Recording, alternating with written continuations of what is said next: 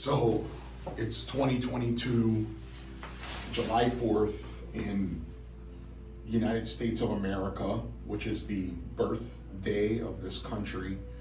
And in a town which is close to my hometown, Highland Park, Illinois, there was a mass shooting with a guy shooting off of a rooftop into a crowd of people during the 4th of July parade. This, to me, this is an attack on the country.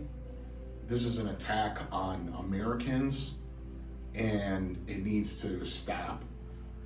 The police there and the FBI and the state police are all working together to try and find this person because he's still on the loose, and he could be anywhere because there is a train station in Highland Park that goes far north, and it also goes far south, and it also goes far west, all the way to Harvard, Illinois, which is only about not that far from where I'm from, or where I'm at. So far, 6 people we know have died, and there's been, I think, well over 30 injuries. Why this is happening is, I don't know. Could it be mental health? Possibly. Could it be just something, other than that? Nobody knows. We don't know what this guy's plans are, if he's going to do it again. I hope to God he does not. God forbid.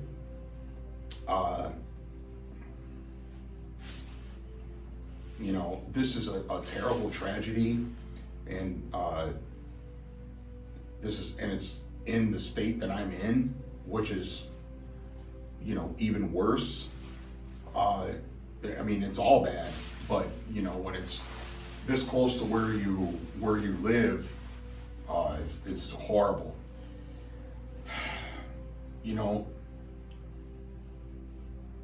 And I hope that this does not further divide the country, even though I believe it has. The country has been divided, and these are the types of things that what I don't understand. One thing I don't understand about this is the police were at the parade, and there was a guy shooting from a rooftop. The police are trained to know what gunshots are, and the buildings have doors on the bottom floors. So once the police knew that they were gunshots, and they determined where the guy was, what building he was firing off of, why didn't they block the doors to the building? Why didn't they secure that area and get everybody, try and get everybody to disperse, or try and protect them, while they were blocking the doors to the buildings? Right now, the spokesperson for the Lake County Task Force said that there was over 100 police officers, and as well as federal agents and the state police. So there's FBI agents in Army and fatigues with rifles and scopes and whatnot on every single street corner over there. Highland Park is the wealthiest neighborhood in Illinois. And it's actually known for its schools. It's known. Michael Jordan used to live there. I think he still has a house there. There's a lot of people well-to-do people that live in that area. And it's close to other well-to-do areas like Lake Forest, Glencoe, Wilmette, Evanston, Deerfield, Northfield, Lake Bluff, Oak Forest. It's close to those areas, which are all very affluent areas. That's like the wealthiest. It's called the North Shore, and it's like the wealthiest part of Illinois. How this could happen is beyond me. I'm glad the police recovered the rifle, and I'm glad that the police and all other law enforcement are able to have enough resources so that they're able to apprehend this person, because the worst part about it is that he is still on the loose. I grew up not that far from there, and I visited Highland Park, Illinois many times at Ravinia Festival. The Chicago Botanical Garden is in Highland Park, Illinois, and it's actually a very famous place. Ravinia Festival is a music festival, and it lasts, all summer, and it's a great place to go to. But now, this is going to scare people away from Highland Park, Illinois. There's the metro train goes through, Highland Park and Lake Forest, and goes down into the city of Chicago. The metro train also goes out into the suburbs and all the way out here, far west. So I hope and pray that the families find peace, because right now they're going through a lot of grief with the people who were unnecessarily killed,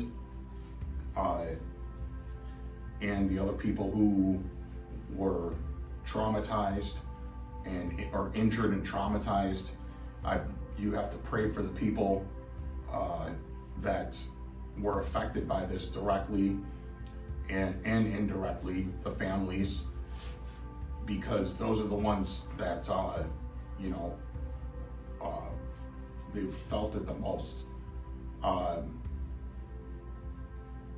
couldn't imagine this happening to me or to any of my family, so I cannot imagine or fathom what these people are going through right now. I'm not going to get political or anything like that, but this is with the Buffalo shooting, then you have the Uvalde shooting, and now you have this mass shooting. And I'm sure that there's other mass shootings that have not been reported, or that just don't get media coverage, because it happens all the time. Recently just saw a article about a shooting by an Islamic extremist in Copenhagen, Denmark, which is unheard of there.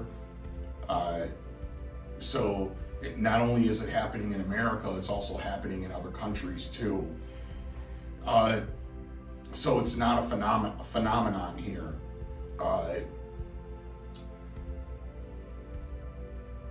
Should there be stricter laws? Should there be more oversight by law enforcement? These are the questions that are going to be, these are the topics that are going to be coming up. Radical changes to the Constitution of Illinois, the Constitution of America.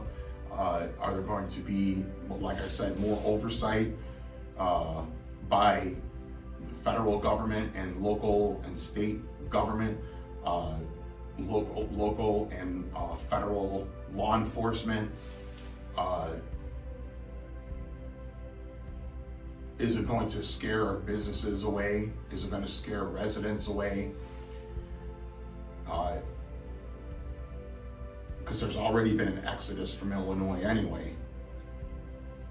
Will this follow the politicians in office by their response to it.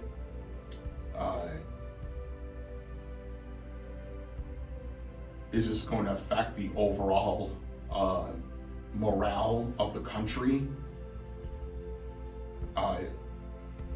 Because this happened on the 4th of July. Those are the things that, these topics that I'm sure there's going to be more that I can't think of right now, but are these the type of things that are going to affect our society? I'm sure they are. I'm sure it is. So right now, all we can really do is pray to God that the police find this guy, this person who did this. And I'm not going to wish anything upon him or anything like that.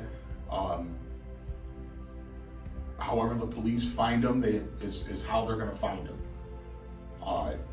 And I hope they find him soon, and I hope they find him today, and bring him to justice, bring justice to him, and pray for the families and the people who have been affected by this, and pray for a change, and pray for unity in our country, so that us as Americans can come together,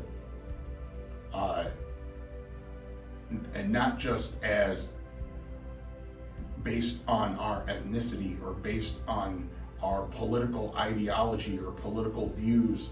We need to come together as a country, as a people, because if you go back in history and look at all the other countries that have been come and gone, the United States by far has exceeded any country in recorded history that we know.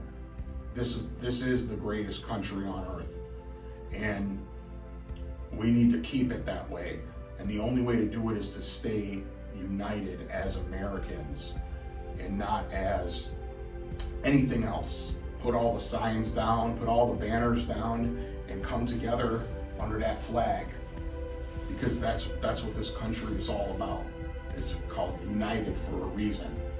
With that being said, pray for the families of the victims, pray for the victims, pray for the police department, pray for law enforcement, and everyone just